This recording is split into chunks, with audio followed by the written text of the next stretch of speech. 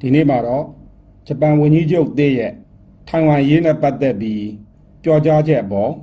မြန်မာနိုင်ငံရဲ့သဘောထားကိုမီဒီယာများရဲ့မေးမြန်းချက်ကိုပြန်လည်ဖြေကြားမှာဖြစ်ပါတယ်။ဂျပန်ဝန်ကြီးချုပ်အသစ်ရဲ့ထိုင်ဝမ်ရေးနဲ့ပတ်သက်ပြီး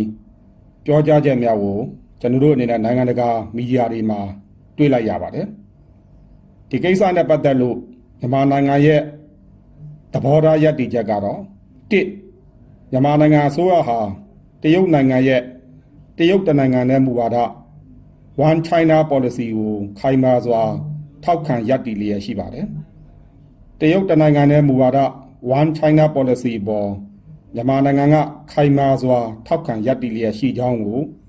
မြန်မာနိုင်ငံယာယီသမ္မတဗိုလ်ချုပ်မှူးကြီးမင်းအောင်လှိုင်ကတရုတ်နိုင်ငံခေါင်းဆောင်များနဲ့တွေ့ဆုံရချိန်တိုင်းမှာထပ်လောင်းအတည်ပြုခိုင်မာစွာပြောကြားခဲ့ပါတယ်။နောက်တစ်အချက်အနေနဲ့ကတော့တရုတ်မြန်မာနိုင်ငံဟာ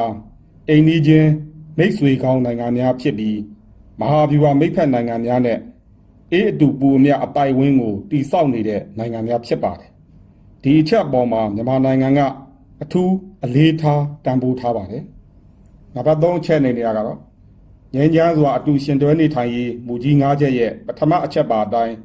တရုတ်နိုင်ငံရဲ့နယ်မြေတည်တံ့ခိုင်မြဲမှုနဲ့အချုပ်အခြာအာဏာပိုင်ဆိုင်မှုအပေါ်မှာမြန်မာကလေးစားပြီး၎င်းအချက်အပေါ်မှာကာကွယ်ခြင်းကိုမြန်မာကအစဉ်အမြဲ